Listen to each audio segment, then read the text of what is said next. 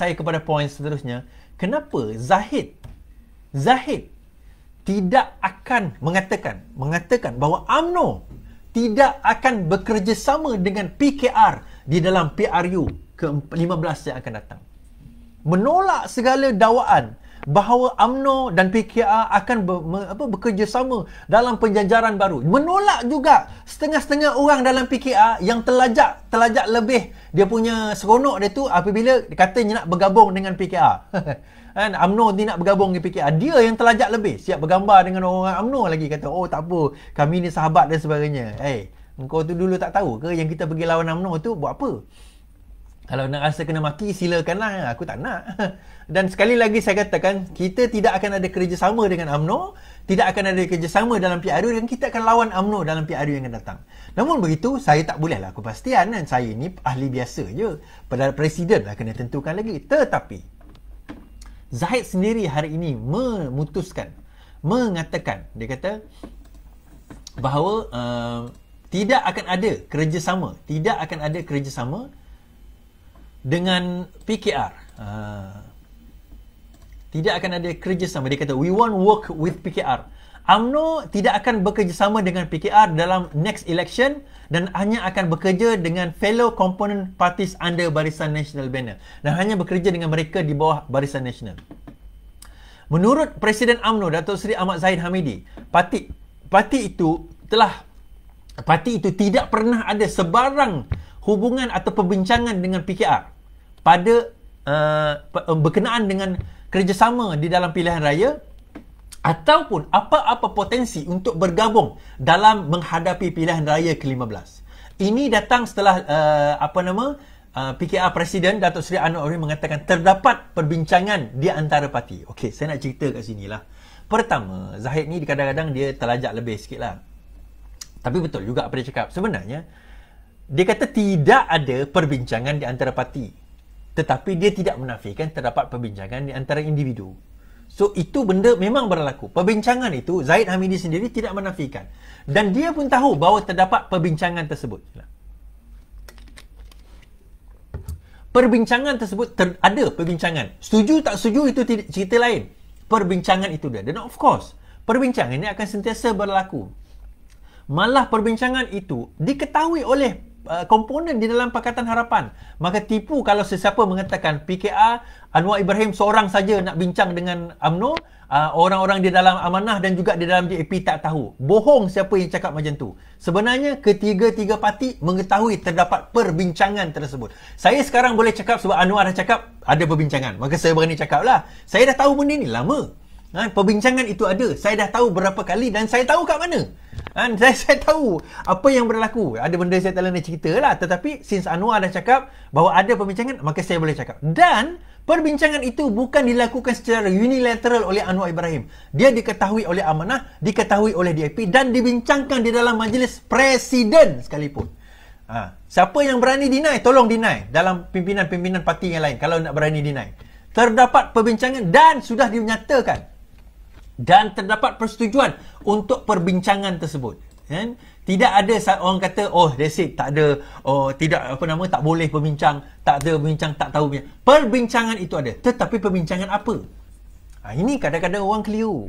Perbincangan tu ada dua. Number one, perbincangan tentang untuk memastikan, untuk menjatuhkan kerajaan pengkhianat nasional ini dan menaikkan Datuk Seri Anwar Ibrahim menjadi Perdana Menteri. Itu perbincangan yang dibincangkan. Bukan perbincangan penjajaran semula untuk GE ke-15 yang akan datang. Ini kadang-kadang ada orang tanya saya, dia kata, kau tengok sekarang ni, kau kata kau nak lawan UMNO, kenapa ni sekarang ni rupanya dia nak bergabung dengan PKR sebagainya dalam pilihan raya akan datang. Tuan-tuan, saya kata, pertama sekali, untuk siapa yang cakap ni lah, kau tengok live aku dulu. Tapi aku cakap pun bukan dia tengok live aku kan. Lepas tu kau WhatsApp aku. Lepas tu kau cerita benda tu. Mana tak aku naik angin? Tiap-tiap malam aku cerita benda yang sama. Penjajaran, nak bergabung dalam PRU tu takkan ada. Tetapi kalau UMNO, bukan parti, individu di dalam UMNO, nak menyokong Datuk Seri Anwar Ibrahim menjadi Perdana Menteri, menggantikan Muhyiddin Yassin, itu terpulang kepada dia. Tak ada masalah pun. Kalau dia nak angkat Datuk Seri Anwar Ibrahim menjadi Perdana Menteri, itu tak ada menjadi masalah pun.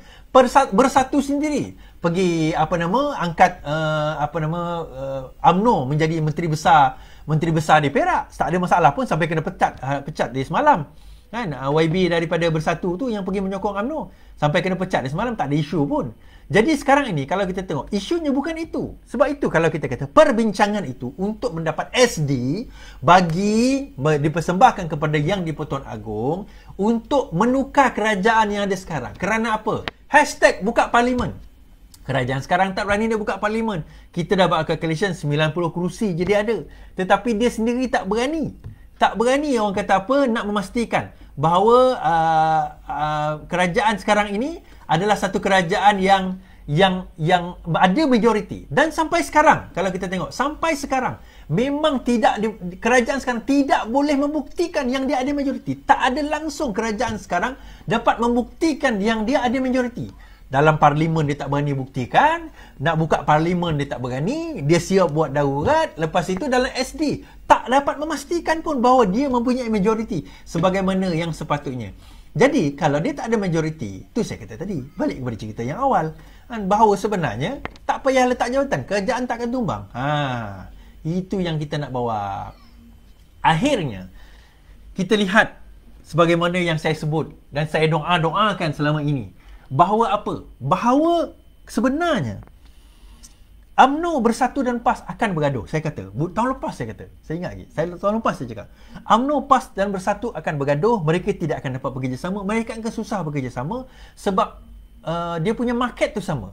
Dia nak jual produk yang sama di tempat yang sama kepada orang yang sama. Memang gaduh lah. Kan, memang gaduh lah. Lepas tu macam DAP dengan PKR dengan Amanah, kita ni berbeza. DAP banyak fokus kepada kawasan-kawasan majoriti Chinese dan juga majoriti yang bukan Melayu. Walaupun ada kawasan Melayu tak dinafikan, tetapi majoriti kawasan itu. PKR ada mixed area, ada majoriti Melayu, ada yang 50-50. Amanah yang majoriti kepada kawasan Melayu, umpamanya di Kelantan, Terengganu, Kedah dan sebagainya. Jadi kalau kita lihat demografik dia berbeza, maka fokus dia berbeza. Berbanding dengan itu, UMNO still fokus kepada kawasan Melayu Muslim. PAS pun Melayu Muslim. Bersatu pun Melayu Muslim. Nak atau tidak, mereka akan bergaduh dalam hal ini. Namun begitu, apa yang berlaku hari ini? Terengganu, Kelantan, UMNO mengatakan dia akan bercerai. Akan bercerai. Talak 3. Talak untung lah. Talak untung, bukan talak 3. Bercerai talak 3 dengan APAS di Kelantan. Di Terengganu, Bersatu dan PAS bergabung, takkan bekerjasama dengan UMNO. Ambil. Dah bergaduh dah. Perlis lagi best. UMNO sama UMNO bergaduh. UMNO dengan UMNO gaduh sama sendiri. Kita macam UMNO dengan UMNO gaduh sama sendiri. UMNO Syahidan Kamsim kata, kalau tak kami akan lawan UMNO. Macam mana kamu lawan UMNO? Wah, tingkah kamu datang daripada Presiden. Bodoh betul lah Syahidan Kasim ni. Aduh, tapi tak apalah. Biarlah dekat situ dengan kebodohan dia. Bodoh tu kan free. Biarlah dia ambil semua. Tetapi PAS kata apa? PAS kata, kami ni ialah mula-mula buat mufakat nasional tu kan dengan UMNO. Tapi yang bawa kami masuk kerajaan kan Muhyiddin Yassin dan Bersatu. Jadi kalau boleh kami tak nak lepaskan kedua-duanya. Dia macam lagu Di Sana Menanti, Di Sini Menunggu. Seumur hidup aku, ini yang pertama. Pintu hatiku diketuk oleh dua jantina. Itu Azmin. Dua wanita punya ciri selama ini ku cari. Berbeza wajah, GLC tetap yang penting dia dapat jawatan. Sungguh tak boleh sambung lagu tu. Jangan sambung lagu tu, kan semangat tu naik. Lain macam. Itu PAS. Di Sana Menanti, Di Sini Menunggu. Depan mata ada GLC yang di jauh sana duk mengintai-ngintai, menulis surat dengan tinta. So nak milih macam mana ni? Nak milih nak kahwin dua-dua tak boleh kan? Kan seorang ni lagi ni, seorang ni lagi pula. Nak poligami tak boleh, nak skandal tak boleh. Akhirnya macam mana? Biar je lah. Itulah PAS. Kan? Bak kata Teguh Razali, dia kata inilah dia parti pelacur. Kat mana je dia boleh tala, dia tala. Di mana dia boleh sodok, dia sodok. Ambil. Yang penting ini masyuk, ini bukan mini love. Ni masyuk duit ni, masyuk. Yang penting itu masyuk. Yang lain tu tak kisahlah. Sebab itu sekarang tuan-tuan dan puan-puan, bila kita bercerita tentang PAS ini, kita bercerita hari ini PAS sendiri kata, menarik, dia kata apa? Oh, menarik, dia kata perjuangan PAS lebih besar daripada RUU 355, harmonikan sivil syariah. Membawa kepada cerita yang saya bawa berkenaan dengan pelabur asing. Kan? Bila alasan Azmin dia mengatakan bahawa pelabur asing sekarang ini bukannya tak nak datang Malaysia. Ni Menteri Azmin ni kata bukan pelabur asing tu tak nak datang Malaysia, tetapi Malaysia ni kita ni selektif dalam menarik pelabur asing yang berkualiti. saya gelak je lah. Dia kata, aduh yai, Azmin ni kalau tak bodoh dia banggang di antara dua tu je. Tapi sebenarnya dia bukan bodoh dan banggang tuan-tuan. Yang percaya dia tu bodoh dan banggang lah. Yang dia tu sebab dia bijak. Sebab dia tahu orang tak nak datang Malaysia dah. Pelabur lari. IBM dah tutup, dah gulung tikar, dah pergi pindah tempat lain. Syarikat-syarikat besar dah pindah tempat lain. Kita pun dah tahu banyak syarikat-syarikat besar dah pindah tempat lain. Kalau dia kata selektif, IBM tu selektif, tak bagus ke pelabur asing macam tu? Pelabur asing macam mana? Kalau bukan IBM tu, pelabur asing macam mana dia nak? Pelabur asing daripada Afrika? Pelabur asing daripada negara yang kita tak kenal? IBM tu adalah one big company, sekarang ini sudah melarikan diri ke negara lain. Dia kata sedangkan negara-negara jiran, ni apa nama, YB, negara jiran orang pergi, pelabur ni pergi ke Singapura, pergi ke Vietnam, pergi ke Indonesia. Kenapa dia tak pergi kat negara kita?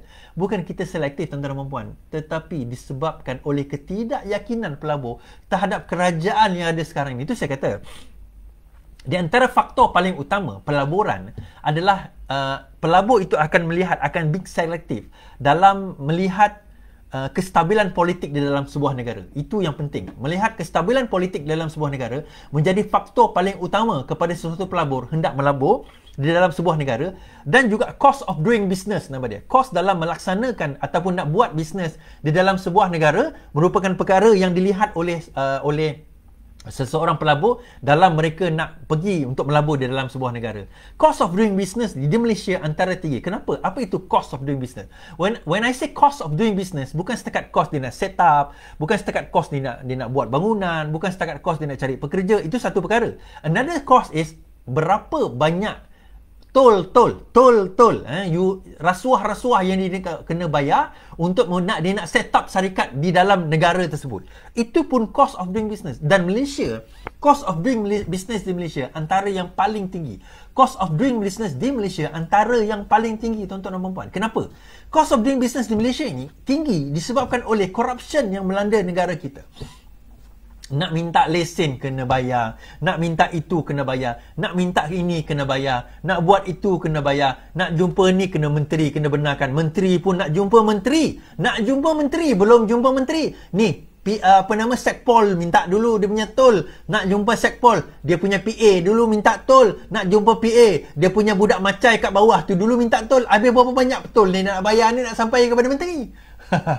Cost of doing business sekarang semakin naik dan semakin mahal di dalam negara kita disebabkan oleh koruptor yang sekarang ini ramai di dalam negara kita, terutama sekarang ini dibawa oleh orang-orang bersatu, dibawa oleh mereka-mereka dalam UMNO dan disah dan dicop halalkan oleh mereka di dalam PAS sekarang ini.